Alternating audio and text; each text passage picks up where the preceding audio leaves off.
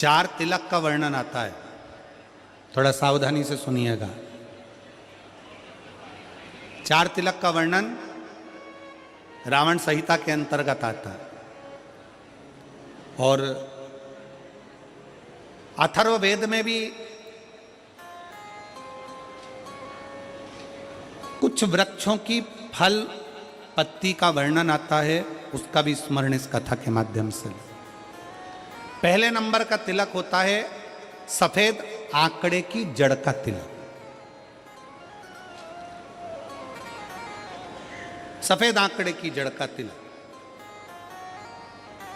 सफेद आंकड़े की जड़ देखिए, आप लोगों ने सफेद आंकड़े का पुष्प देखा है? हम आस्था चैनल वालों से भी निवेदन करेंगे कि कथा में जिस जिस तिलक का वर्णन किया जाए उसके पौधे का दर्शन भी कराएं, जिससे लोगों को मार्गदर्शन मिले कि कौन सा पौधा बोला जा रहा है। सफेद आंकड़े की जड़ का तिलक। और यही सफेद आंकड़े की जो जड़ होती है संतान प्राप्ति के लिए तुमरुकेश्वर का नाम लेकर कमर में लाल धागे में बांधा जाता है, जैसा आप लोग पहले कथाओं के माध्यम से श्रवण कर चुके। एक होता है पहले नंबर पर सफेद आंकड़े की जड़ का तिलक। यह क्या काम आता है और किस लिए लगाया जाता है? तो शिव महापुराण की कथा कहती है, जिस दिन आपको लगे कि मुझे इस कार्य के लिए जाना है और ये मेरा कार्य सफल होना चाहिए, ये कार्य मेरा रुक रहा है, इस कार्य में बाधा आ रही है, ये कार्य मेरा अटक रहा है, उस दिन सफेद आंकड़े की जड़ को थोड़ा सा घिसकर और घिसने के बाद उसको अष्ट विनायक में से किसी भी एक विनायक श्री गणेश जी का नाम लेकर अपने मस्तक पर थोड़ा सा तिलक उस सफेद आंकड़े की जड़ का लगाकर चले जाइए। वो कार्य आपका सफल होकर ही रहेगा, भले 8 दिन लग जाएं, 10 दिन लग जाएं, पर सफलता उस कार्य में मिलती जरूर है। पहले नंबर पर आता है सफेद आंकड़े की जड़ का तिलक। दूसरे नंबर पर अपामार्ग की बीज का तिलक।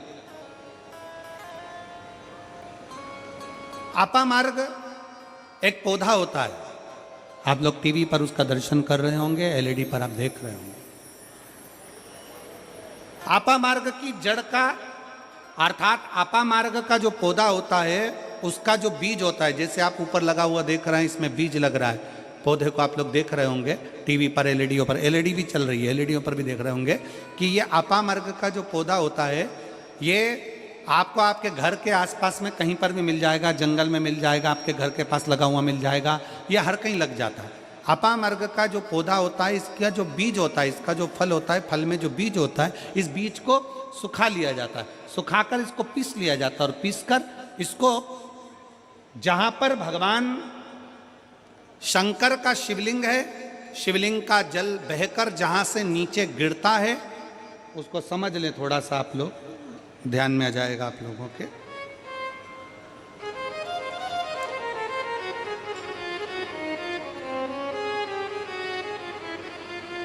इधर देखिए, शिवलिंग की ओर ध्यान देंगे।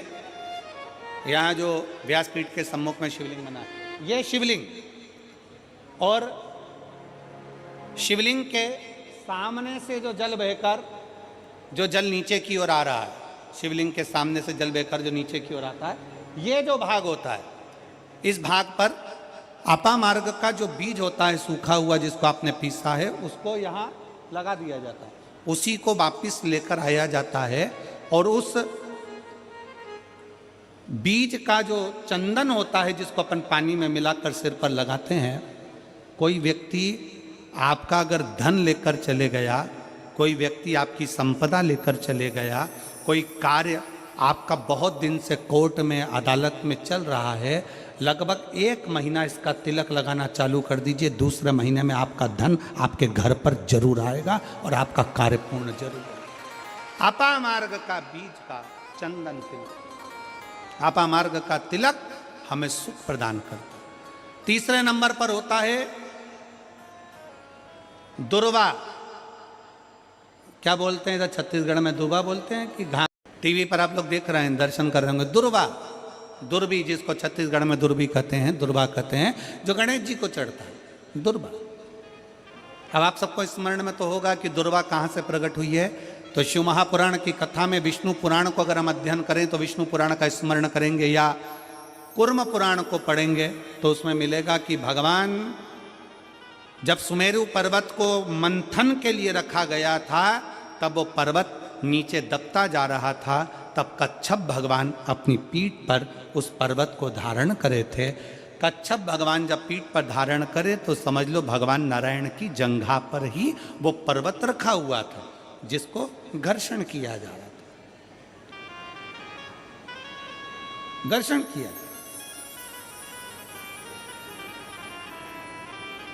वो पर्वत जैसा जैसा घसा रहा था, रोम गिर रहे थे, उसी रोम की दुर्वा का भाव हमारे शास्त्रों में आता, उसी से दुर्वा की उत्पत्ति मानी। दुर्वा गणेश जी को प्रिय है और दुर्वा का फल कितना है? दुर्वा का फल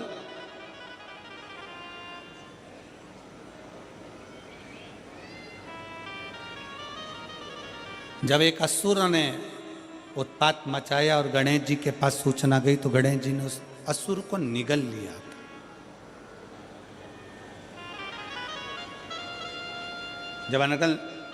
जब देखा अनायास उस असुर की ओर देखा तो भगवान गणेश जी ने उसको निगल कर अपने गर्भ में, अपने पेट में उसको धारण कर लिया। अंदर ज्वाला उत्पन्न हुई। भगवान शंकर ने एक दुर्वा गणेश जी को दी, उन्होंने पाई, अंदर बैठा हुआ असुर समाप्त हो गया।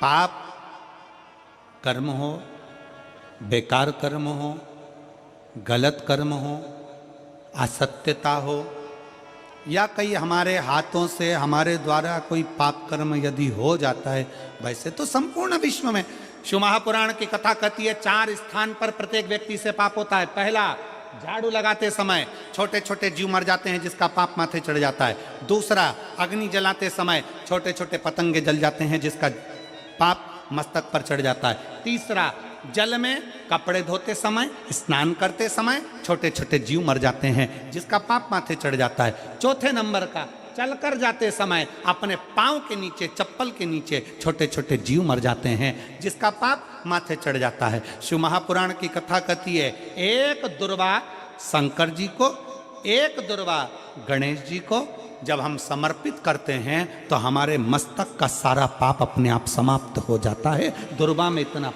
तेज हो दुर्वा। और शिव पुराण कह रही है तीसरे नंबर का तिलक है दुर्वा का। दुर्वा का तिलक, दुर्वा को चढ़ी हुई जब छोटी सी दुर्वा लेकर उसको सूखने के बाद भस्म बनाकर शंकर को चढ़ाकर उस भस्म को लाकर मस्तक पर यदि तिलक लगाया जाए, उस दुर्वा का तिलक यदि मस्तक पर लगाया जाए, कोई व्यक्ति तुमसे कह दिया कि तेरे बस का ये नहीं है, कोई ने कह दिया तू ये सरकारी नौकरी पा ही नहीं सकता, कोई ने कह दिया कि तू ये काम कर ही नहीं सकता, तू मकान बना ही नहीं सकता, कोई ने कह दिया तेरी दुकान चलेगी ही नहीं चाहे कितनी खोल ले, अगर आपका कोई आत्मबल नीचे गिराता है तो 20 दिन तक दुर्वा का तिलक यदि मस्तक पर लगाया जाए तो आत्मबल भी बढ़ता है और कार्य सिद्ध होता है। ये दुर्वा तिलक की महत्व है। चौथे नंबर पर आता है बेलपत्र की जड़ का तिलक, जिसको हम पहले भी कथाओं में बोल चुके हैं कि बेलपत्र कि मिट्टी का भी अगर तिलक लगाया जाए, बेलपत्र के नीचे की मिट्टी का भी अगर तिलक लगाया जाए तो वो भी फल देता है। तो बेलपत्र की जड़ का तिलक तो बहुत मूल है। कभी मान लो कहीं बेलपत्र की जड़ ऐसे नहीं निकालना चाहिए, बेलपत्र हरा भरा रहे तो कभी उसकी जड़ नहीं निकालनी, कभी भी। मान लो कोई बेलपत्र का वृक्ष सूख गया, कोई बेलपत्र का वृक्ष अगर सूख गया है, उसकी अगर जड़ मिल गई है तो उसको घिस कर उसका चंदन बनाकर शिव का लेपन कर उस चंदन को अपने मस्तक पर भी धारण कर सकते।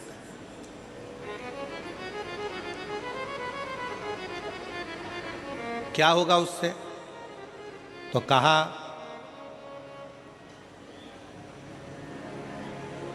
किसी व्यक्ति को कोई कार्य के हेतु आपने बोला है और वो व्यक्ति कार्य से इनकार कर रहा है, मना कर रहा है कि ये मेरे बस का नहीं है, मैं नहीं करूंगा, उठाओ तुम्हारी फाइल लेकर जाओ यहां से, ये मैं नहीं करूंगा। तुम्हें लग रहा है कि ये केस मुझे जीतना है और मैं सत्य हूं और मेरा केस मुझे जीतना है और असत्यता भारी पड़ रही है, झूठ भारी पड़ रहा है, उस समय पर बेलपत्री का चंदन का तिलक या बेलपत्री के वृक्ष की मिट्टी का तिलक व्यक्ति को सफलता जरूर देता है। उस तिलक को धारण जरूर करना चाहिए, उस तिलक को जरूर धारण। बेलपत्र का तिलक, बेलपत्र की मिट्टी का तिलक, बेलपत्र के वृक्ष के नीचे बैठकर करा गया भजन, बेलपत्र के वृक्ष के नीचे बैठकर करी गई साधना, बेलपत्र के वृक्ष के नीचे बैठकर करी गई आराधना हमें फल प्रदान करती है।